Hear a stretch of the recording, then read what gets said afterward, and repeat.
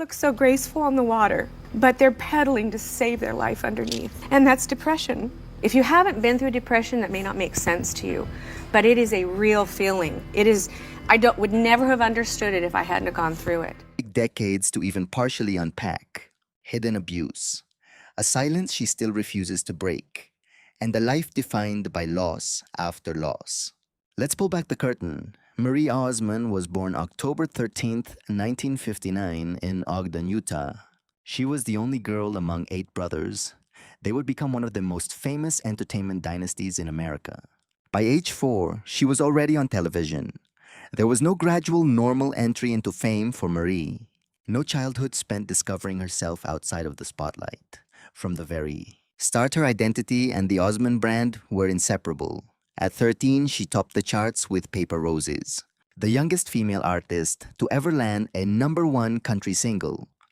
She became a permanent fixture of Americans' television alongside her brother Donny, headlining the massive Donny and Marie variety show throughout her teenage years. To millions, she was wholesome perfection, squeaky clean, untouchable. But her life was loud, constant, and entirely built around work. As the only girl in a family whose livelihood depended on staying camera ready, Marie has said her childhood became secondary to rehearsals and the kind of touring schedules that would drain most adults. Even her rare personal moments were never truly hers. During a commercial shoot in Japan, the boat she was on capsized, forcing her to swim to safety.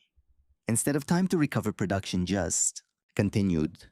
Lessons like that taught her early that the business she was born into often prioritized the show over the child performing in it.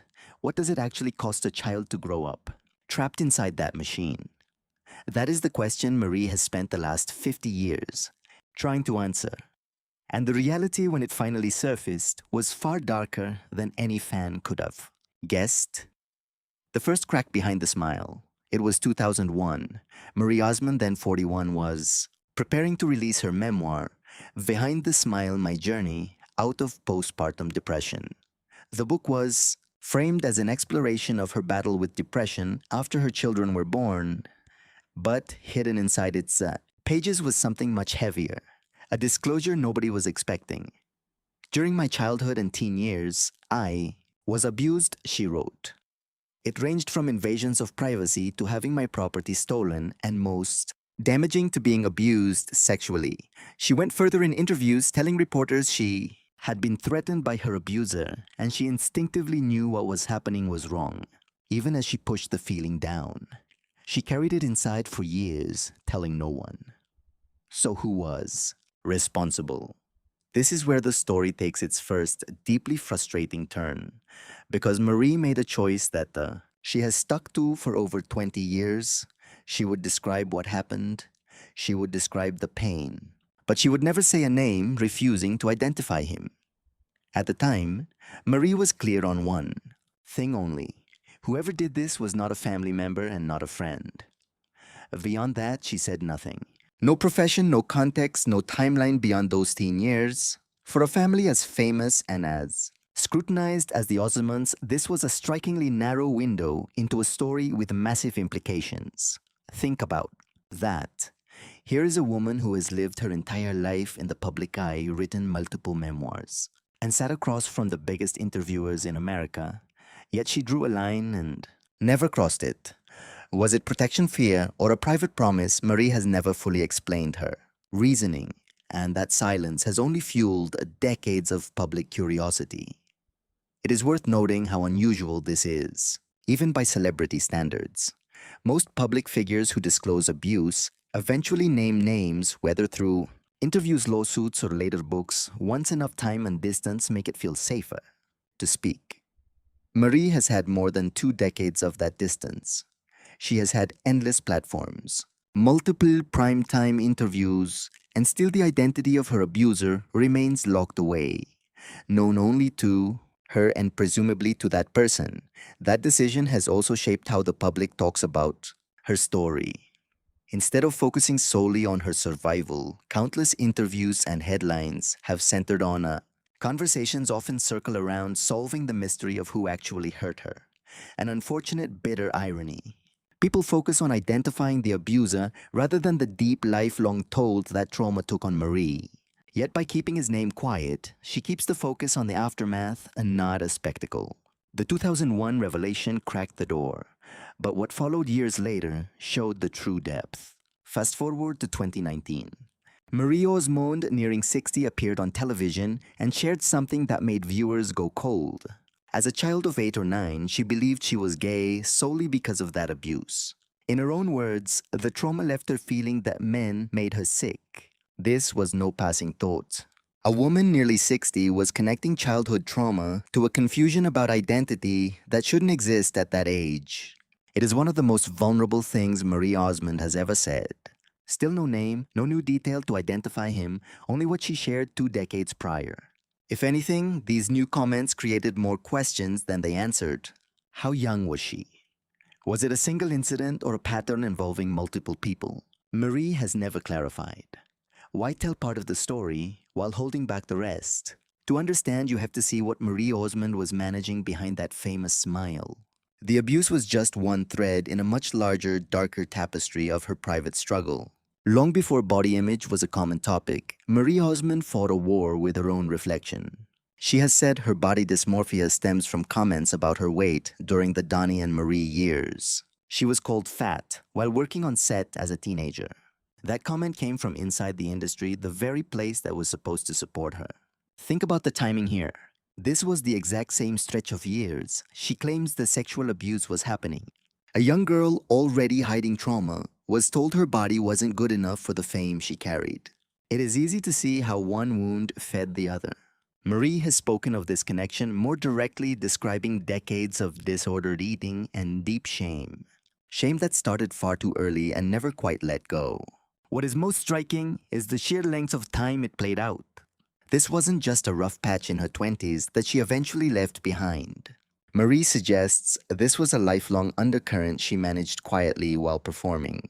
She kept smiling for the cameras, selling the image of perfection that made her name a household brand. The public saw a woman at ease in the spotlight. She has since revealed a far more exhausting reality. Every appearance came with a hidden internal cost that few understood. Her personal life was never the fairy tale her television persona suggested. Her first marriage to Steve Craig ended in 1985. Her second marriage to Brian Blosil lasted 2 decades before they divorced in 2007. After the birth of one child, Marie suffered severe postpartum depression so bad it filled her memoir. She struggled with self-esteem daily, often saying she never felt pretty enough despite being adored by millions. How does the country's symbol of wholesomeness feel that way for so many decades? The abuse is clearly part of that answer. But the crushing weight of fame, marriage, and motherhood created a private storm nobody on stage could imagine. She was raising a large blended family while keeping a demanding schedule with her brother. She even found the energy to write about postpartum depression when few celebrities would touch the topic. Looking back, that book reads like so much more than a simple memoir. It felt less like a simple confession and more like the first thread Marie dared the world to pull.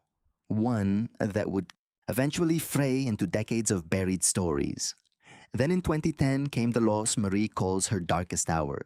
In February of that year, Marie's 18-year-old son, Michael Blosil, one of the 5 children she adopted, died at his apartment in Los Angeles.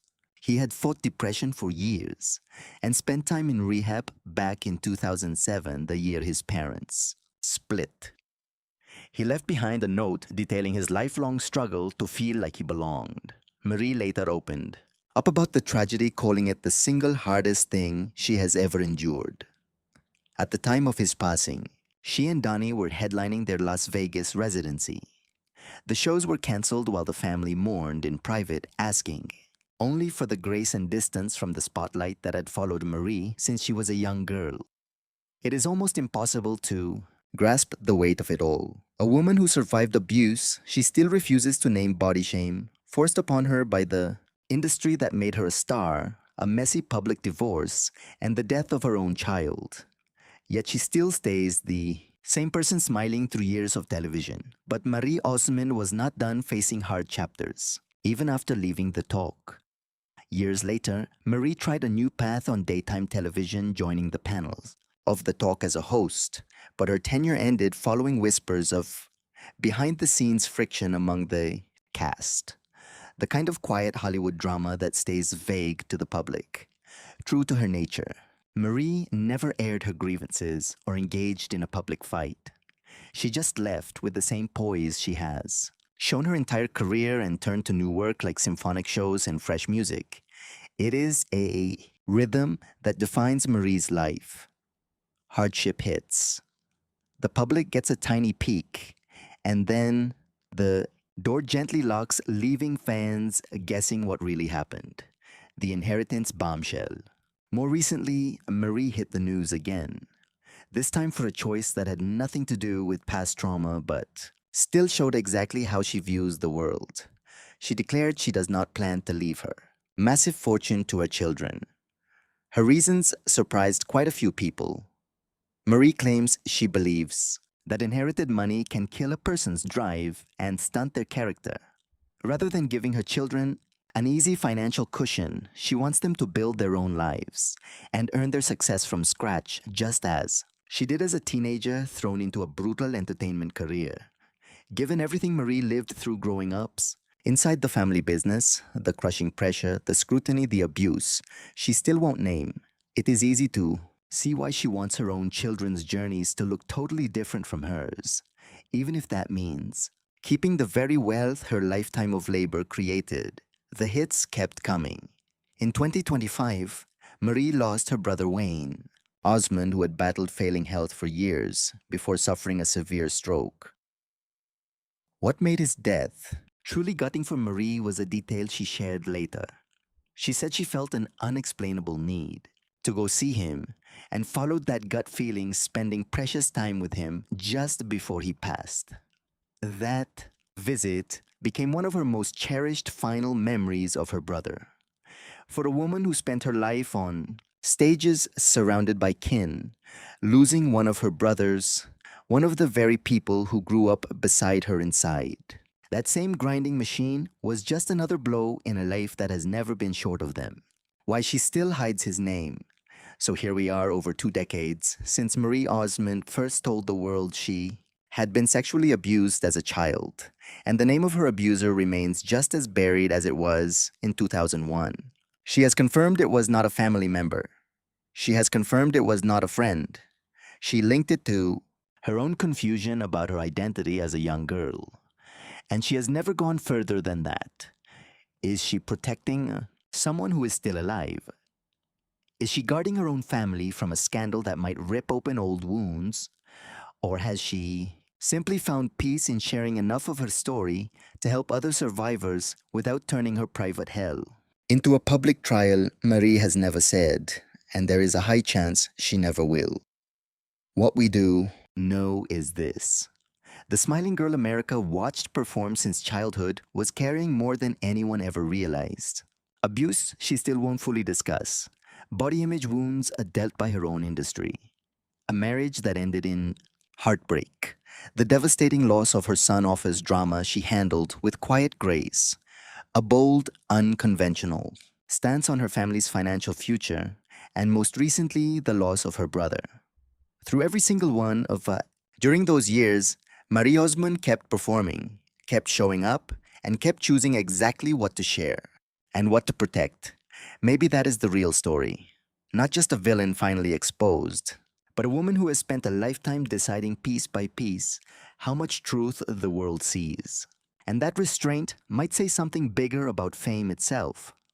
We live in an era that demands everything, expecting celebrities to hand over every detail of their pain, packaged neatly for the morning headlines. Marie Osmond has never played by those rules. She gives the public just enough to connect, just enough to help other survivors feel less alone, but not one single detail more than that. In a culture obsessed with knowing everything, her silence has become as newsworthy as a confession. It also raises an uncomfortable question about the industry that raised her. A young girl, 8 or 9, already one of the most famous child stars in America, yet being hurt badly enough to fear men. She kept appearing on television, kept recording hit songs, and kept working through the trauma. She kept smiling for an audience that had no idea what she was carrying behind that mask. How many adults were around her back then? How many people could have noticed and didn't? Those are questions Marie has never answered. And at this stage, it seems unlikely she ever will.